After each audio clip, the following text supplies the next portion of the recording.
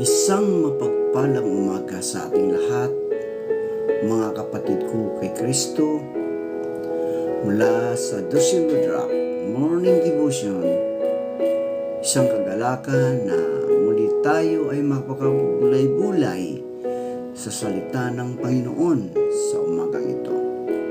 Mga ilang minutong pagbubulay-bulay ng mga salita ng Panginoon upang papurihan at sambahin ang ating Panginoong Hesukristo.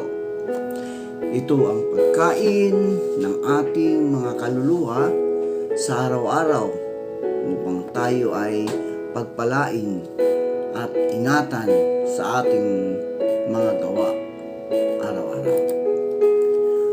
Ang ating pong pagbubulay-bulayan ngayong umaga ay matatagpuan sa Awit Kabanata 46, talatang 1 hanggang 31. Ang Diyos ang ating kanlungan at kalakasan, handang saklolo sa oras ng kagipitan. Kaya't hindi tayo matatakot kahit bumaliktad ang daigdig, kahit mayayanig ang mga bundok at mahulog sa kadiliman ng dagat. Kahit umalimbukay ang mga alon nito at umuugo sa tindi ng galit, hindi tayo matitinag. Tayo po ay manalangin. Ama naming Diyos na makapangyarihan sa lahat, kami po ay lumalapit at nagpakumbaba sa iyong harapan na humihingi ng kapatawaran sa aming mga kasalanan. Patawarin niyo po kami, O Diyos, at bigyan niyo po kami ng karunungan upang makasunod sa iyong kalooban, at gabayan niyo po kami sa lahat ng aming mga ginagawa. Aming tataas ang aming mga kapatid na nangangailangan ng kagalingan dahil sa mga karamdaman.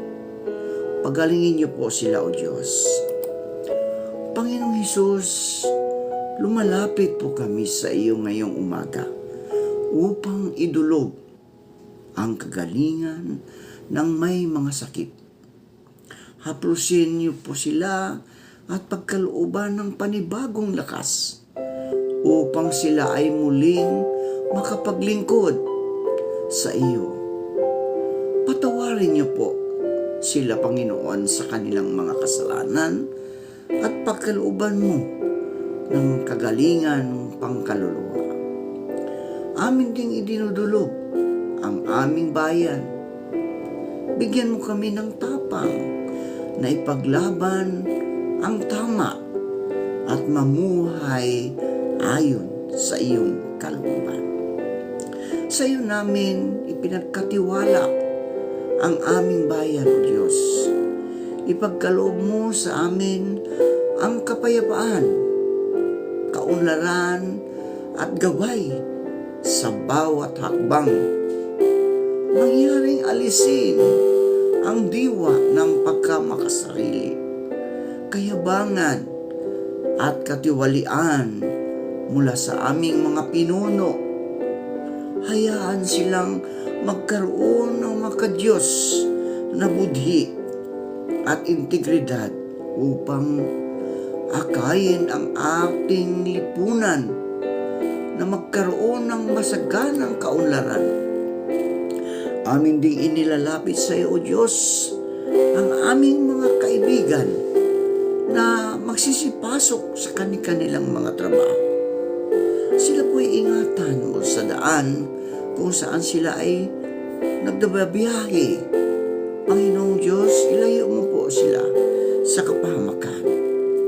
Amin din nilalapit sa iyo, O Diyos, ang mga kaibigan naming nagtatrabaho sa mga lansangan, ang katulad ng mga drivers, mga jeepney driver, grab driver. Panginoon, ikaw, O Diyos, ang siyang patuloy na mag-iingat sa kanila. Ilayo mo sila sa anumang kapahamakan ang aming mga kapulisan at kasundaluhan, Panginoon. Patuloy mo po silang ingatan, Panginoon. Ilayo mo po sila sa anumang kapahamakan sa buhay, O Diyos. Bakos puspusin mo sila ng iyong banal na Espiritu upang sila, Panginoon, ay makapaglingkod ng matiwasay, magbantay sa aming bansa, sa aming bayan, Panginoon. Amin din inilalapit, O Diyos, ang aming mga kaibigang nagtatrabaho sa ibang bansa, ang mga OFW. Patuloy mo po silang ingatan sa ibang bansa. Ilayo mo sila sa mga pagsubok sa buhay, sa mga tukso, O Diyos. Ikaw ang siyang patuloy na mag-ingat sa kanila. Ikaw ang siyang patuloy na magbibigay sa kanila ng kalakasan doon. Panginoong Hesus, amin ding inilalapit sa iyo ang mga kaibigan namin naghahanap ng trabaho. Ito man ay lokal o abroad, naway makasumpong sila ng magandang trabaho sa tulong ng banal mong Espiritu upang sila, O Diyos, ay magkaroon ng hanap buhay.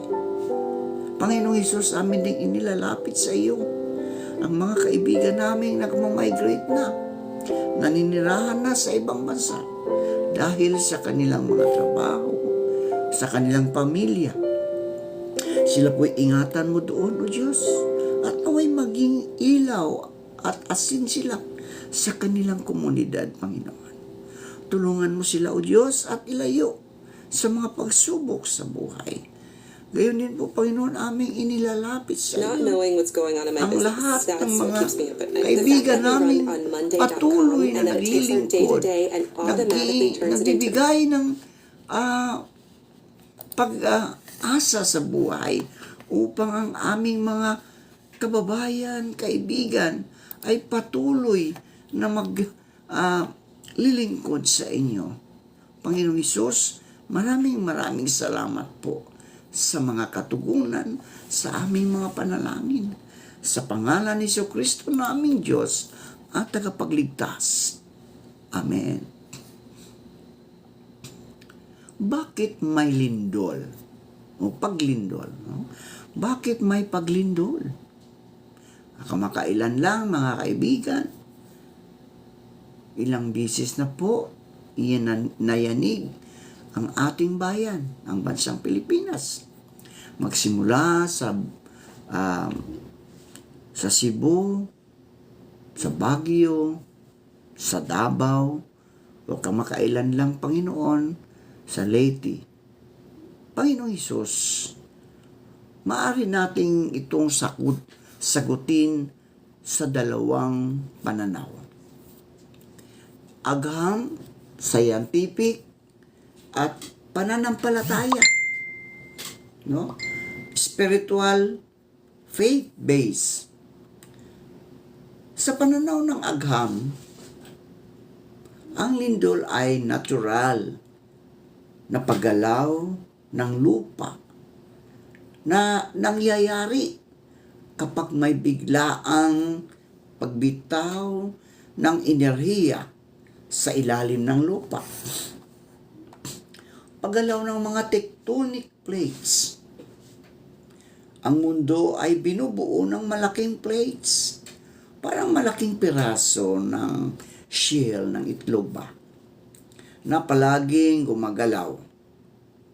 Kapag ang dalawang plates ay nagbanggaan, naghiwalay o dumulas, nagkaroon ng pagputok ng enerhiya.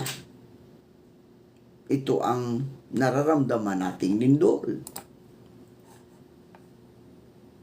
Sa mga lugar na may fault o bitak sa ilalim ng lupa, tulad ng Marikina Valley Fault dito sa ating bansa, naiipon ang tensyon sa loob ng mahabang panahon. Kapag hindi na ito kayang pigilan ng bato sa ilalim, bibitaw ito bigla at yan ang sanhi ng pagyanig. Iba pang sanhi katulad ng pagsabog ng bulkan o volcanic earthquake, pagbagsak ng malaking bahagi ng lupa, landslide induced earthquake, o malakas na aktibidad sa ilalim ng karagatan na minsan ay nagdudulot ng tsunami. Kaya sa agham, ang lindol ay bahagi ng likas na galaw at pagbabago ng ating plane. Sa pananaw naman ng pananampalataya o spiritual reflection, mga kapatid, mga kaibigan ko kay Kristo, hindi nilikha ng Diyos ang lindol para parusahan tayo, kundi ito ay bahagi ng likas na kaayusan ng daigdig na siya ring may lalang. Ang Diyos ang lumikha ng mundo na may mga batas, tulad ng gravity, pag-ikot ng mundo, at paggalaw ng mga tectonic plates. Ang mga batas na ito ay nagpapakita ng kaayusan at katalinuhan ng kanyang paglikha. Ngunit minsan, dala ng mga ito ang mga pangyayaring di natin inaasahan, tulad ng lindol. Ito ay paanyaya sa pagbabalik loob at pagtitiwala. No? Sa gitna ng sakuna, mga kaibigan, pinaalalahan tayo na hindi tayo ganap na may kontrol sa ating mga buhay. At tanging Diyos lamang ang ating sandigan. Ang mga ganitong pangyayari, mga kaibigan, ay hindi parusa. Kasi minsan sasabihin natin parusa, pinarusahan tayo ng Panginoon. Mga kaibigan, mali po yun. Ang mga ganitong pangyayari ay hindi parusa, kundi paanyaya. Paanyaya na lumapit tayo kay Kristo. Ha? Magtiwala kay Kristo at makakamtan mo ang kapayapaan. O di ba pag lumindol o bumaha, ano ang lagbok ang bibig natin? Kahit hindi mananampalataya. Pag may lindol, Diyos ko, Panginoon ko, tulungan mo kami, iligtas mo kami. Di ba? Kapag may sakuna, ang daming mga tao na tumatawag sa Diyos.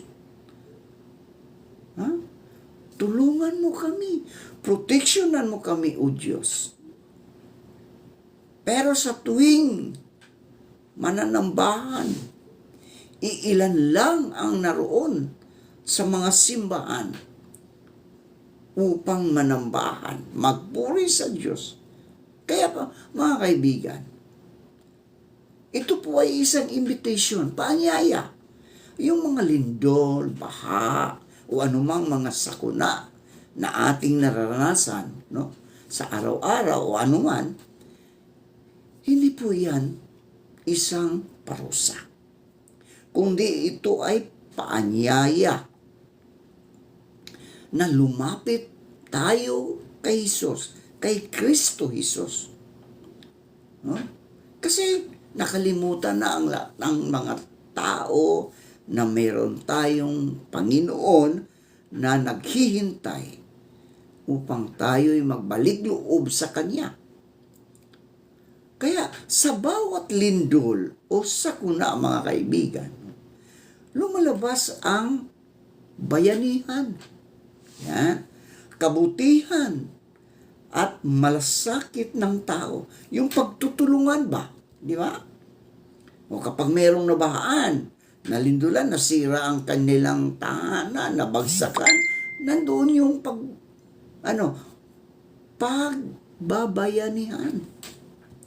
Dito natin nakikita na kahit sa gitna ng pagkawasak, may lumalabas na pag-ibig at pag-asa. Oh. So yung mga ganong sakuna, mga kaibigan, ito'y paanyaya. Kasi nakalimutan na tayong tumulong sa ating kapwa. Sa ating mga kaibigan, mga kababayang nangangailangan. Oh, di ba?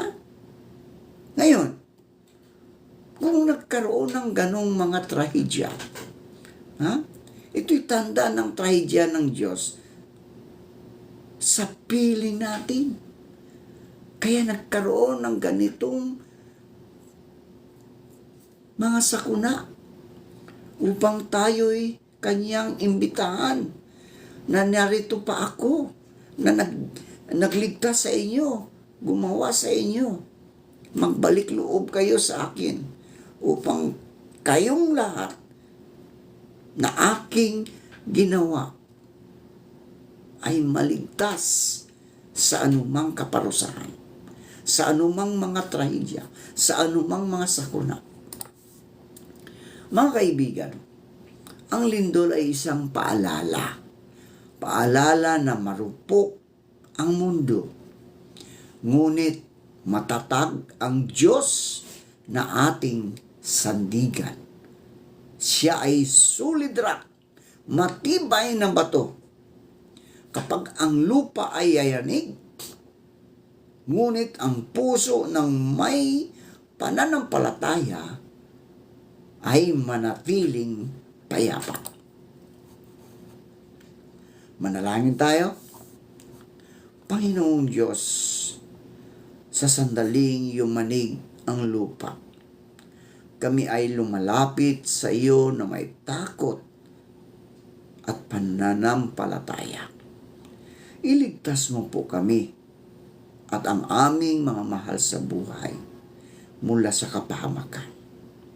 Bigyan mo po kami ng lakas ng loob, kapanatagan ng isip, at upang ang tapang na umasa sa iyo kahit sa gitna ng pagyanig. Panginoong Diyos, maging kanlungan ka namin at kapayapaan sa oras ng kaguluhan.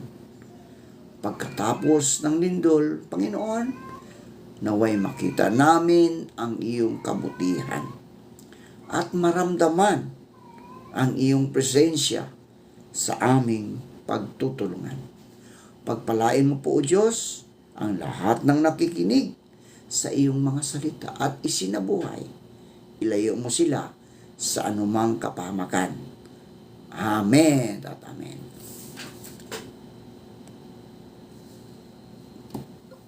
Nanlangon na pa.